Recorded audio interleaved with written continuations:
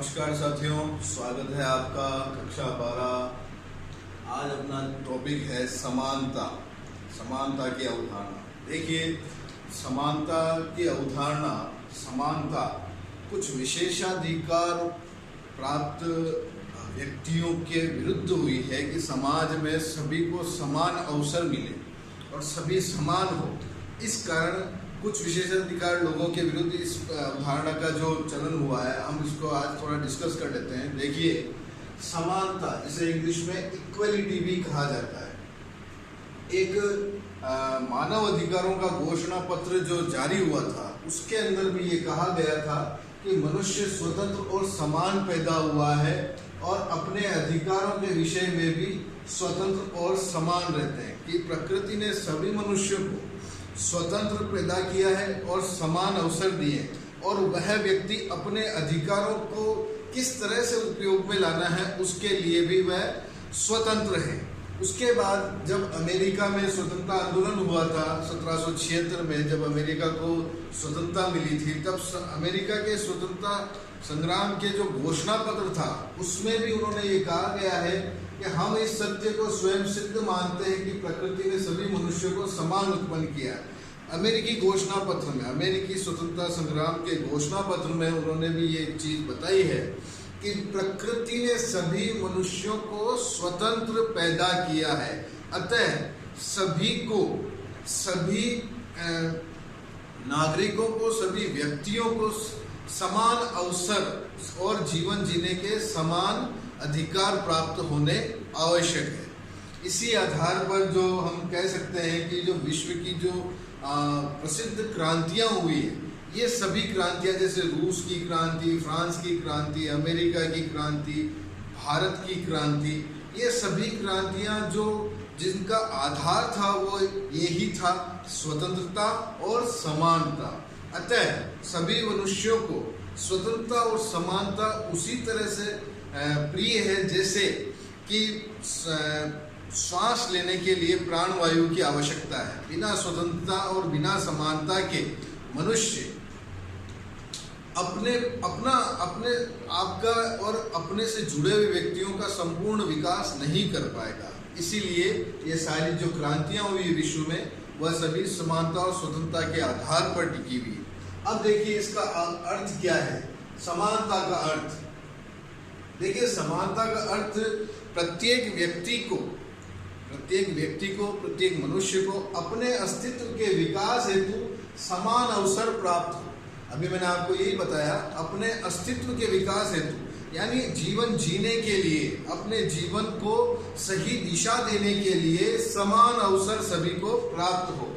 सामाजिक विषमताओं के कारण जो उत्पन्न असमानताएं हुई, सामाजिक विषमताएं मतलब कि एक तो उच्च वर्ग, निम्न वर्ग, मध्यम वर्ग, इन सामाजिक विषमताओं के कारण जो असमानताएं समाज में उत्पन्न हुई, इन असमानताओं को समाप्त किया जा सके, ऐसा अर्थ हम समानता का ले सकते हैं। जैसे भारतीय, हम उदाहरण के अंदर देखें तो प्राचीन भारतीय समाज में क्या था कि समाज को 4 वर्गों में बांट रखा था। 4 वर्ण जिसे हम कहते हैं, ब्राह्मण, क्षत्रिय, वैश्य और शूद्र। तो इन चारों वर्ग में एक विषमताएं थी कि भाई ब्राह्मण उच्च वर्ग का, फिर उनसे निम्न क्षत्रिय, उनसे निम्न वैश्य और सबसे निम्न शूद्र था। तो इन विषमताओं को समाप्त करना ही समानता है और इनको समान अवसर, सभी को समान अवसर प्राप्त हो सके।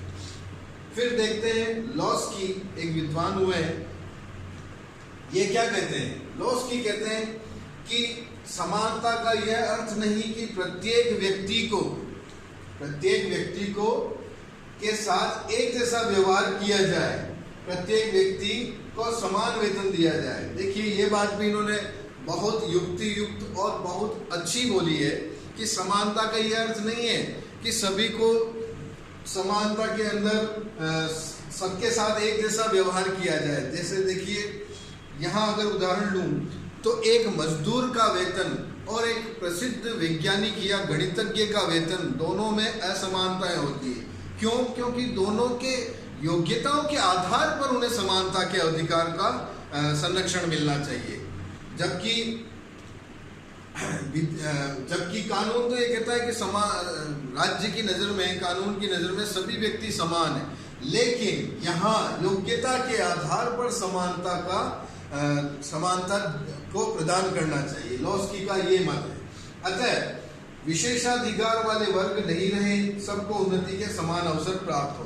कि समाज में जो विशेषाधिकार वर्ग है, राजनेताओं के या अन्य किसी वर्ग के जो प्रभुत्वशाली व्यक्ति है, उनके विशेषाधिकारों को समाप्त किया जाए और सभी व्यक्तियों को जो समाज में सबसे निम्न है या पिछड़ा हुआ है, उन सभी को समानता के समान अवसर मिल सके अपनी उन्नति के लिए। अब देखिए समानता के क्या आधारभूत तत्व होते हैं वो देख लेते हैं।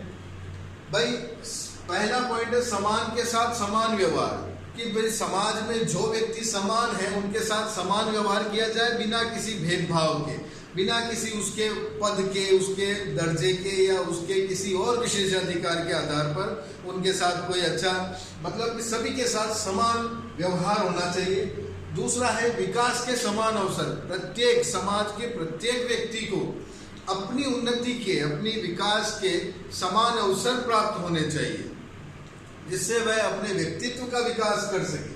अब देखिए तीसरा पॉइंट है समाज या राज्य किसी भी व्यक्ति के साथ उसके किसी भी आधार पर भेदभाव ना करे, सभी के साथ समान आचरण करे, समान व्यवहार करे, सभी को समान न्याय और समान संरक्षण प्राप्त हो राज्य द्वारा।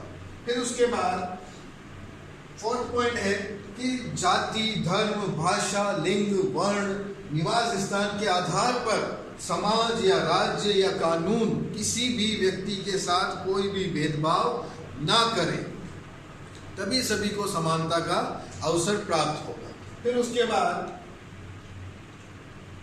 समाज का प्रत्येक व्यक्ति महत्वपूर्ण है, तो इसी आधार को मानते हुए प्रत्येक व्यक्ति को समाज में समान महत्व मिलना चाहिए और सभी को समान समझना चाहिए। फिर उसके बाद मानवीय अधिकारों व गरिमा को भी समान संरक्षण मिलना चाहिए। भाई सभी व्यक्तियों को संविधान द्वारा, कानून द्वारा सभी को कुछ अधिकार दिए गए, तो समाज या राज्य द्वारा उन अधिकारों का संरक्षण होना चाहिए और उनके हनन के ऊपर उन्हें सुलभ और आसान न्याय मिल सके, ऐसी व्यवस्था भी होनी चाहिए। तो ये कुछ समानता के आधारभूत तत्व थे।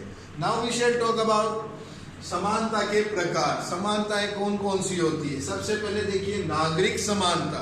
नागरिक समानता हमारे भारत में अनुच्छेद 14 ये कहता है कि विधि के समान संरक्षण की बात करता है, जिसमें ये कहा गया है कि राष्ट्र का प्रत्येक नागरिक विधि के लिए समान है और विधि बिना किसी विभेद के या भेदभाव के सभी को समान संरक्षण देगी।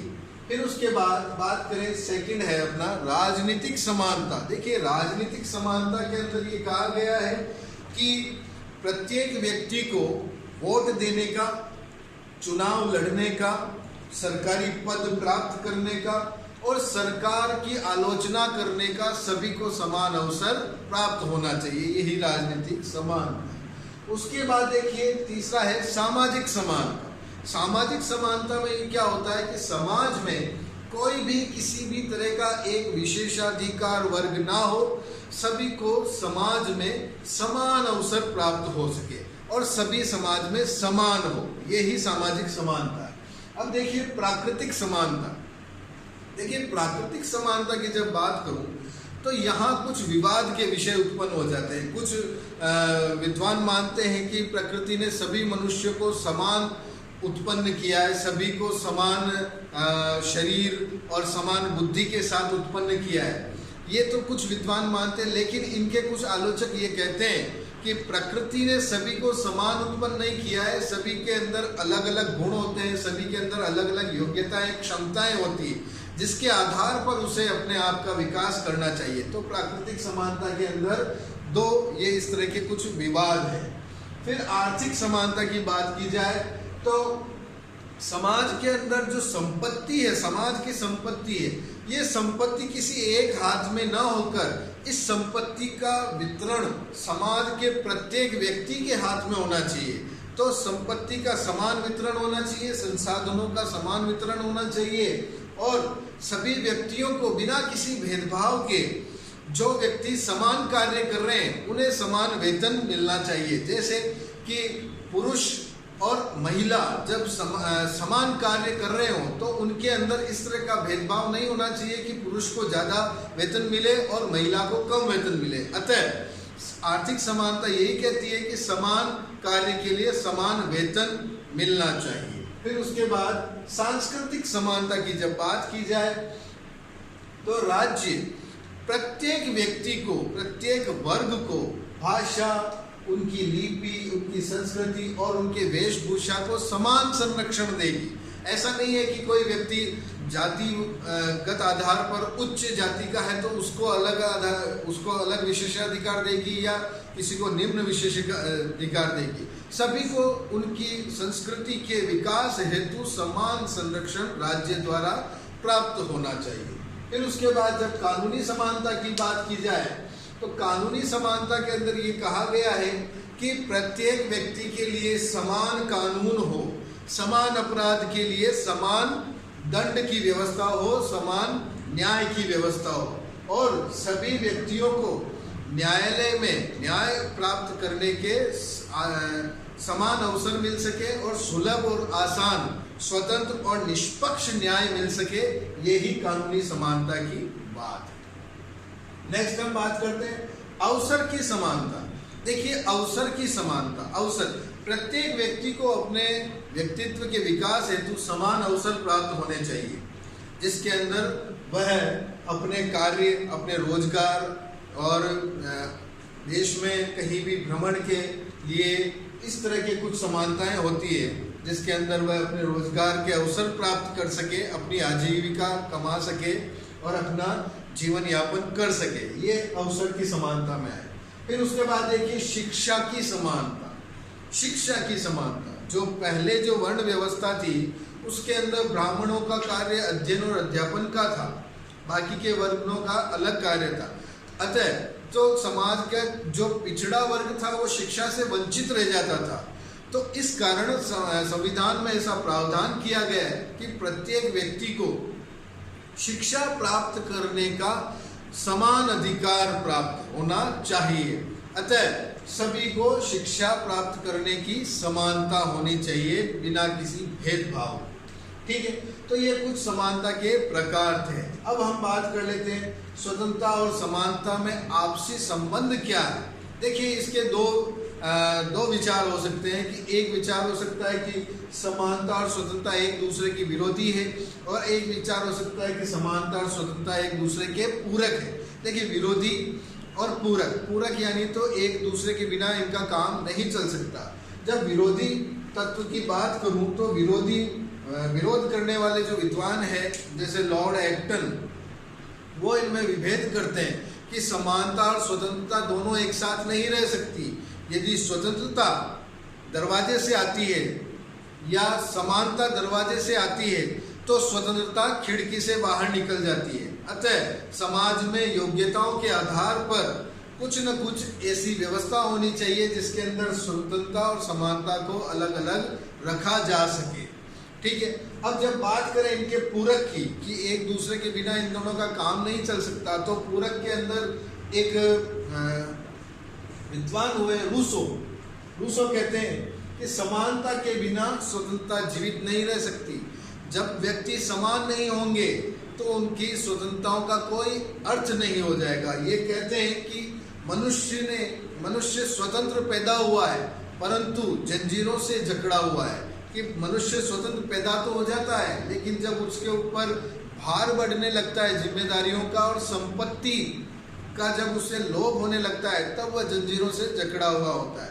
अतः ये यही कहते हैं कि समानता के बिना स्वतंत्रता जीवित नहीं रह सकती। एक और विद्वान पोलार्ड कहते हैं कि स्वतंत्रता की समस्या का एकमात्र समाधान समानता में ही निहित है। कि स्वतंत्रता जब ही व्यक्तियों को मिलेगी जब वो समान हो सके या उनमें समानता का भाव हो बिना किसी भेदभाव के। देखिए, गांधी जी भी कहते हैं कि समानता और स्वतंत्रता व्यक्ति के व्यक्तित्व के विकास के लिए बहुत जरूरी है।